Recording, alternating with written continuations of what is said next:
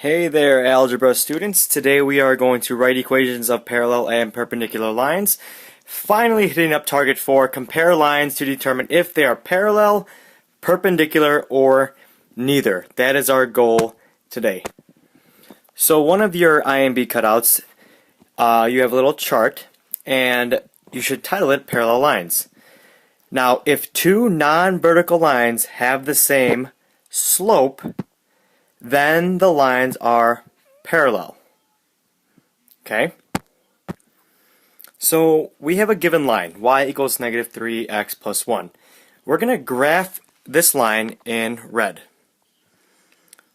So then on our coordinate plane, we put our y-intercept at 1. And then since our slope is negative 3, we're going to go down 3 over 1, down 3 over 1, down 3 over 1. There is our line of y equals negative 3x plus 1. Now, lines that are parallel to this line need to have the same slope. So our focus is the fact that our slope is negative 3. So every single line that we draw, if they're actually going to be parallel, have to have the same slope.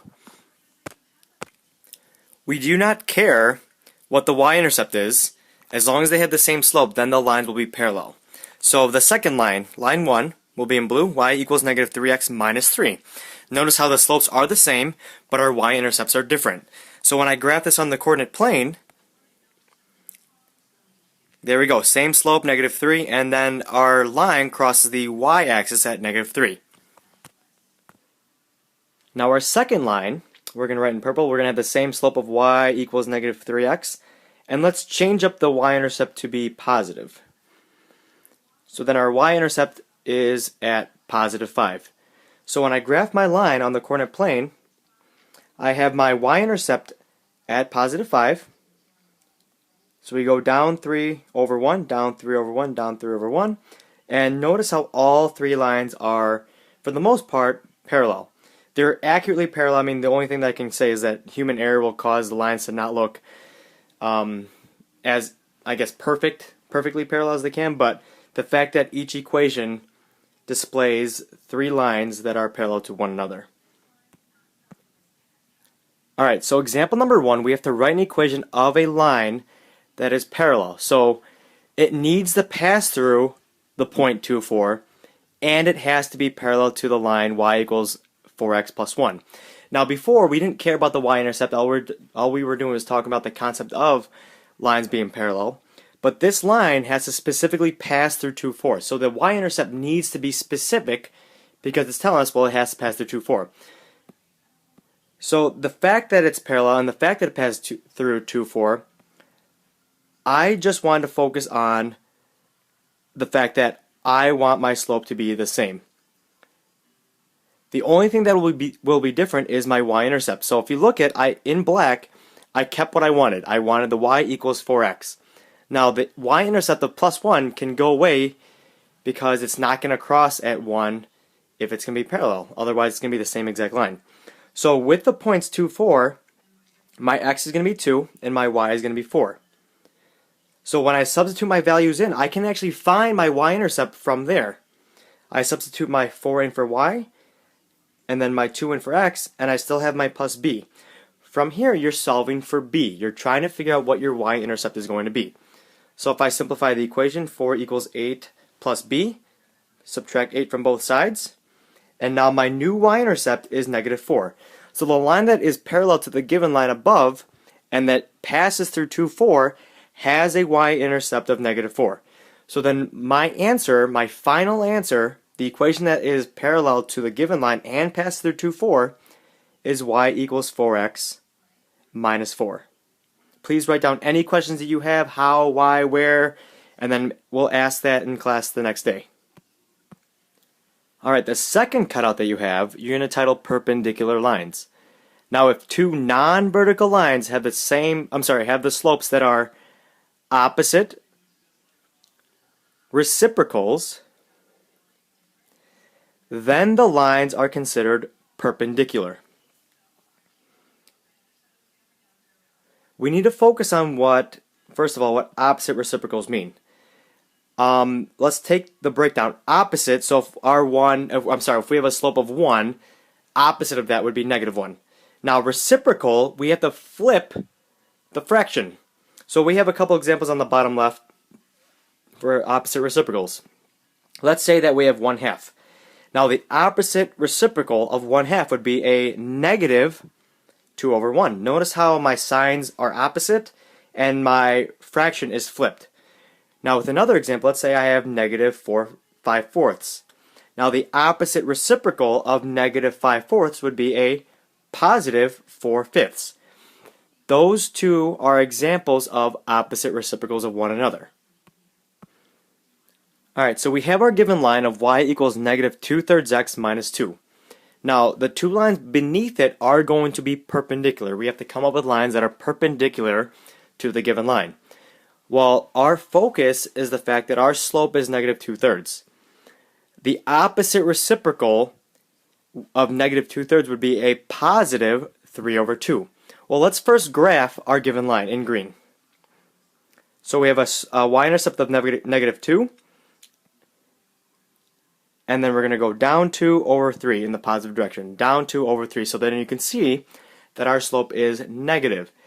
Now, line 1 is going to be perpendicular to it. So then our focal point is a slope. Notice how it's -2/3. Our line that's perpendicular to the given one needs to be the opposite reciprocal. It has to have the slope that is the opposite reciprocal of -2/3. So our slope of line 1 will be a +3/2. And then I just made up a y-intercept of +3, and then we're going to graph that on our coordinate plane. Same thing with line 2. Our slope has to be a +3/2. So then our y-intercept is -1, for example, and we graph that on the coordinate plane as well. Now, one thing that you need to point out, or that I need to point out to you, is when lines are perpendicular, a certain angle is formed. When we graphed line 2 on the coordinate plane, when it intersected the green line, which is the original given line, it created a right angle, which is a 90-degree angle. Now the same thing happened with the blue line. When the blue line intersected the green line on our coordinate plane, it also created a 90-degree angle. That is the definition of perpendicular lines. If your lines do not intersect and create a right angle or 90-degree angle, they are not perpendicular. Alright, example number 2, determine parallel or perpendicular lines. Determine which lines of the following lines, if any, are parallel or perpendicular. Well, every single time we need to have our equations written in slope-intercept form.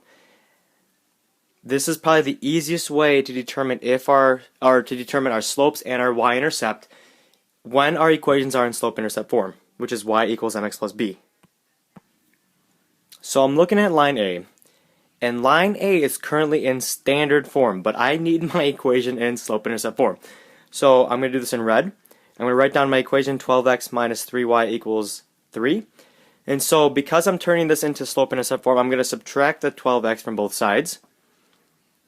And I'm left with -3y equals 3 minus 12x. Now because this is not in slope-intercept form yet, because the y is not all by itself, I'm going to divide both sides by -3. Now when I simplify the equation further, I have y equals a -1 plus 4x. Still, everything's all simplified, but it's not in slope-intercept form.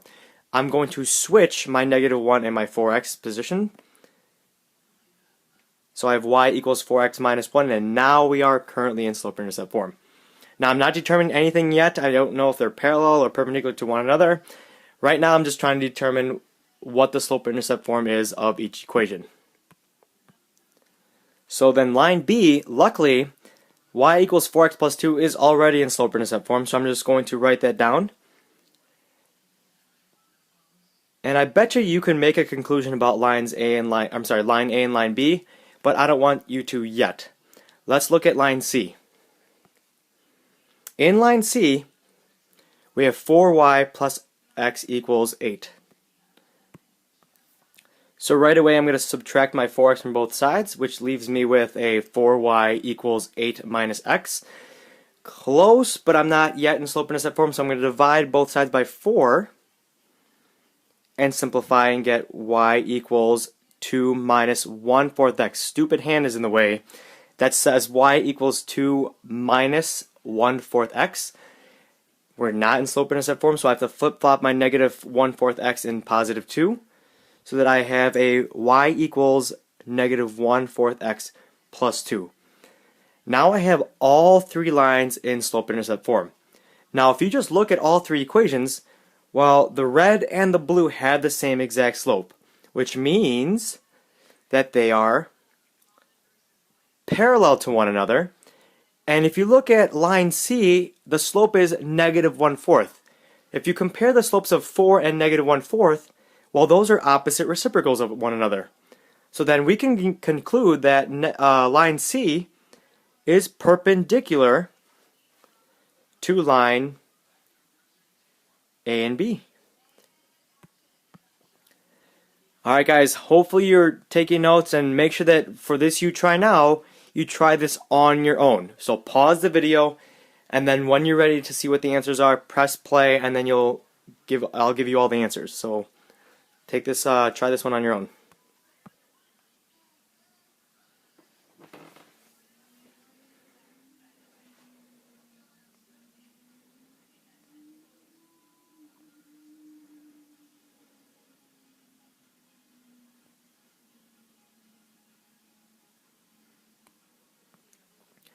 Alright guys, the last example, example number 4, we are writing an equation of a perpendicular line. So we have to write an equation of the line that passes through negative 3, comma 4, and is perpendicular to the line y equals 1/3 x plus 2. So it has to pass through negative 3/4, which means that we're going to have potentially a different, actually we are going to have a different y-intercept, and our slope's going to be different because it has to be perpendicular. So then we know that the opposite reciprocal of 1/3 is going to be negative 3. That's what our slope has to be if it's going to be perpendicular to our given line. So then in y equals negative 3x plus b, we're going to have a new y-intercept. So that's our base. So it has to pass through negative 3/4. I'm sorry, negative 3 comma 4. So we substitute what we know as 4 is y, and negative 3 is our x. So we have 4 equals negative 3 times negative 3 plus b. Simplify the equation. And now we're solving for b. Subtract 9 from both sides. And now our y-intercept is negative 5. So then our equation is y equals negative 3x minus 5. This line that is boxed in red is perpendicular to y equals 1/3 x plus 2. And it passes through negative 3 comma 4. Like always guys, thanks for watching the video. Make sure you guys take good notes and ask great questions the next day. And thank you very much. Have a good day guys.